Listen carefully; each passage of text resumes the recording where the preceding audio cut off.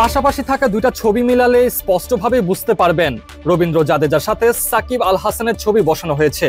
অনেকেই বলছেন চেন্নাই সুপার কিংসের ফেসবুক পেজে লাইক কমেন্ট কম আসায় হঠাৎ করেই বাংলাদেশি খেলোয়াড়দের নিয়ে খোঁচাখুচি করছে। তবে ব্যাপারটা এমন নয়। মূলত চেন্নাই সুপার কিংস আইপিএল এর মেগা নিলামকে সামনে রেখে সমর্থকদের পছন্দের স্কোয়াড গঠনের সুযোগ দিচ্ছে। অফিসিয়াল ওয়েবসাইটে 25 সদস্যের একটি সুপার স্কোয়াড বাছাইয়ের জন্য বিশেষ উইন্ডো খোলা হয়েছে। এরই প্রচারণার অংশ হিসেবে প্রকাশিত একটি গ্রাফিক্স পোস্টে রবীন্দ্র জাদেজার পাশে আরেকজন স্পিন অলরাউন্ডারের ছায়া দেখা গেছে, যা স্পষ্টই বাংলাদেশি অলরাউন্ডার সাকিব আল হাসানের। পোস্টের ছায়া দেখে সমর্থকরা সহজেই সাকিবকে শনাক্ত করেছেন। তবে এবারের নিলামে সাকিবকে নিয়ে মাতামাতি তুলনামূলক কম। 1 কোটি রুপি ভিত্তিমূল্যে নিলামে নাম লিখিয়েছেন তিনি। তবে তার সাম্প্রতিক পারফরমেন্স এবং আন্তর্জাতিক টি-20 থেকে অবসরের কারণে ফ্র্যাঞ্চাইজিগুলোর আগ্রহ কিছুটা কম হতে পারে বলে ধারণা করা হচ্ছে। সাকিবের আইপিএলে এর আগের পারফরমেন্স বেশ সমৃদ্ধ। 71 ম্যাচে 793 রান এবং 63টি উইকেট শিকার করেছেন।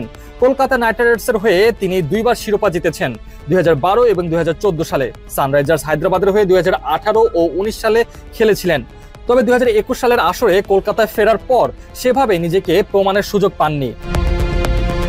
এবার চেন্নাইয়ের স্কোয়াডে জায়গা পেলে এটি হবে আইপিএলে সাকিবের তৃতীয় দল। চেন্নাই ইতিমধ্যে 5 জন ক্রিকেটারকে রিটেন করেছে, যার মধ্যে ঋতুরাজ গায়কোয়াদ, রবীন্দ্র জাদেজা, মাথিসা পাথিরানা, শিবম দুবে এবং মহেন্দ্র সিং ধোনি রয়েছেন। চেন্নাইয়ের স্পিন বান্ধব চেন্নাস্বামী পিচ এবং অভিজ্ঞ অলরাউন্ডারের প্রয়োজনীয়তা বিবেচনায় সাকিব হতে পারেন তাদের জন্য কার্যকরী এক অপশন।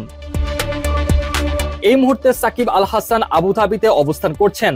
আসন্ন টি10 লিগে মাঠ মাতাতে দেখতে পাওয়া যাবে সাকিবকে নিয়ে এর মাঝে এত আলোচনা সমালোচনা হয়েছে যে ভক্তরা এখন মুখর হয়ে আছেন 22 গজের মাঠে আবারও তার খেলা দেখার জন্য। তারই পরিপ্রেক্ষিতে যখনই অনলাইনে সাকিব আল হাসান সম্পৃক্ত কোনো কিছু ভক্তদের চোখে পড়ে, সে সময় সেই পোস্টের উপর ঝাঁপিয়ে পড়ে সবাই। এবং কি এর ব্যতিক্রম হয়নি চেন্নাই সুপার কিংসের দেওয়া এই পোস্টেও।